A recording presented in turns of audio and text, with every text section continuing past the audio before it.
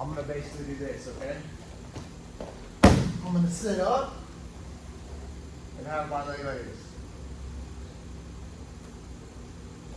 Onto my shoulders and extending my bottom leg and kicking my top. Okay. So I can go like this. Other side. Keep watching though, keep watching. Okay, right? I'm like this, and I kick up, right? But I can also kick through. So that means like as I come up and I kick here, I can make space. I'm gonna try and take this knee underneath. I'll rotate to my left elbow. So I'm like, over. That make sense? So I go for my butterfly guard sweep, I rotate to my elbow and I'm through. I go for my butterfly guard sweep, I rotate to my elbow and pass my leg through. Excellent. Here. Here. And you can also sweep all the way through. All right, you can play one. And you can play the other way. And you can go through, right? Make sense? Go. Ready, set. Cool, come on over. Okay. So we're gonna do this first. Let me see, Brock. I'm gonna teach you how to do a lateral drop from standing. It's takedowns, okay? But I'm gonna show you how to do it from the ground first, all right? So, like, come over here, Brock.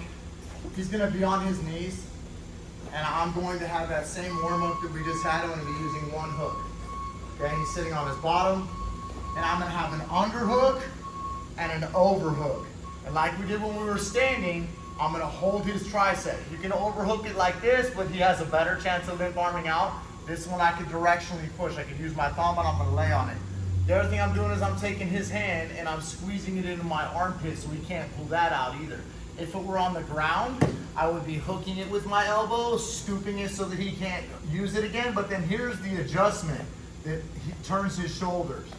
Right, once I do this, this makes it, Brock, real hard for him to pull his arm out, and I put my weight on his knee by lifting.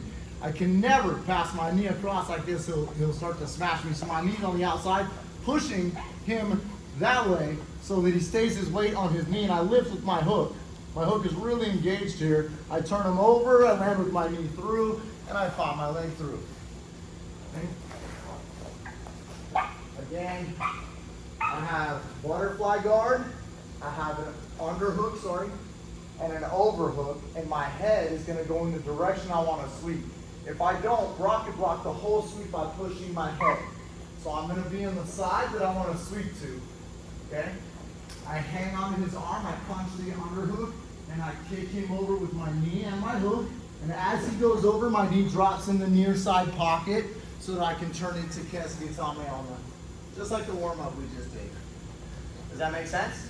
Mm-hmm. All right, so a lot of knee pressure pushing his hip. That's like the main thing. Well, I know that there's butterfly hooks like this, and this kind of butterfly guard and elevating them up and stuff like that.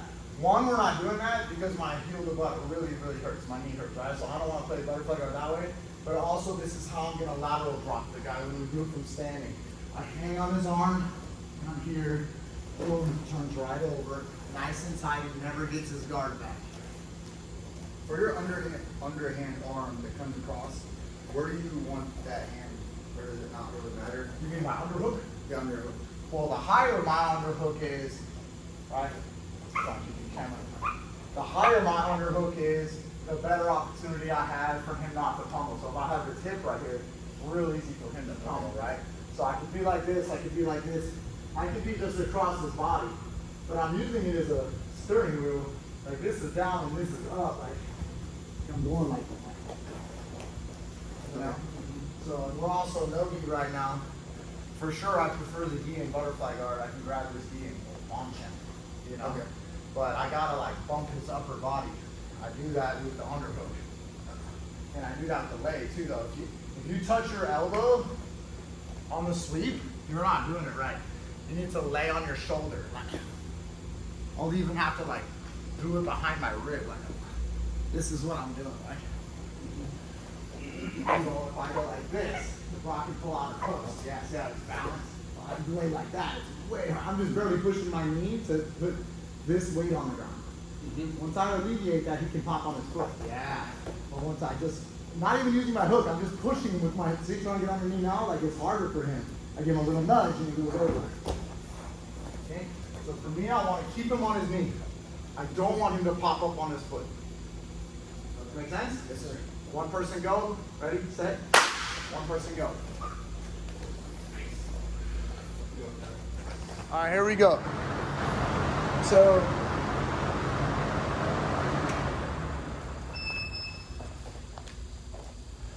all right, so with wrestling lateral drops, they tend to be very sacrificial in terms of the sport of wrestling, okay?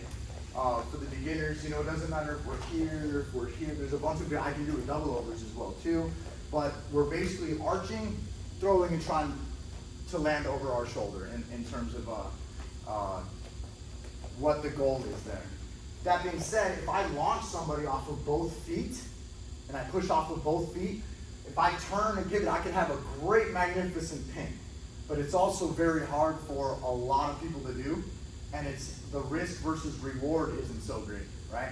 If I fail, I'm like, boom, I'm on my back. You guys have seen a lot of, that wrestle have seen lateral drops fail. You know what I'm talking about. The guy's sometimes mounted, he's on his side. It totally fails for him, right? So if I can involve a hook flip like we were doing earlier as a fail safe, then one, I'll do the takedown quicker, or not quicker, but I'm more confident to do the takedown because I'm like, oh, I got a fail safe in it, I'm good. You know, it's like we talk about with that Walsh guillotine. I'll jump for that guillotine all day because I got an arm drag built in, right? So it's, my confidence is built more, right? If you've seen me do this or grappled with me, you've probably seen me do this, right? Let's come over here. So we're in an over-under position, but what I'm gonna do is I'm gonna lay my leg straight out. So this leg is gonna go straight out as if it was a bar. I'm still going, and let me use without you just for a second. So I'm gonna throw it out just like this, right? And I push off of the back leg. I'm pushing off of the back leg. I want you to remember that. If he sprawls, which we'll talk about later, it turns into a hook flip, right? This turns into a tripping mechanism, but it also reminds me not to plant on both feet and make the mistake that it can happen sometimes in wrestling. This will allow me to turn into a hook flip, okay? And if I sit with a butterfly guard sweep as a backup with both feet planted, you'll end up on top. I need a rotational turn and not a butterfly guard lift as a backup, so that's what I'm doing here. Okay, so we're here like this, okay? And he's got this lead leg forward, and I've got my lead leg forward, our underhooks, okay? And so then what I'm gonna do is I'm literally going to push into him, he pushes back, right? So he starts to push back, and we get this general lean going on. That's what I want. That's why I have to have this one on the ground and this one goes out. This is my base leg, and that's why that one goes out. I'm not gonna kick the forward one out in any direction, and this has to make up distance to be a hook. This one, as I fall, just becomes a hook, you see? So that's why we throw this leg out in particular. So we're throwing this leg out and dropping. I'm gonna drop super slow on Brock here, but you gotta get him to push in. I need his weight committed into me. He's driving in. I stop, and then I turn and bridge. I'm over the top. Hard to do a lateral drop slowly, right? It's hard to do a lateral drop slowly. I'm pushing into him, I'm getting some reaction to come back into me, and then I'm gonna turn with my arm and slap the mat. Something I could do, I can lay totally sprawled and turn it to Kesugatame. But if you have the mentality of this turn, of touching the mat with my underhook, I kick and I'm like, I will completely turn in the sweep if I put my hand down. Just over years of teaching it to kids and adults, like that will make me turn chest down instead of failing. If that beginner or even the advanced guy's mentality is to touch the mat, he'll force the sweep over. And the hook is involved every time. It's a fail safe. I'll still throw the hook just off the lateral throw, but if Brock sees that and does anything like this or to his knees to stop the lateral throw, right? I'm pushing into him. He's like, no, he scrolls back. Well, then he lands into a fail safe, into a hook, and I'm still good to go. Does that make sense? That's why we have that hook in there. We don't plant both feet, and it's why we throw one leg out. Okay? So last time I get some push out of him. We're getting some push. I'm going to grab my elbow, right? Grab my opponent's elbow so I can hang on it when I need to, right? I don't like just doing this. You can plant, open your arm. I don't like that opportunity. So I'm pushing into him, doing that, and I'm like,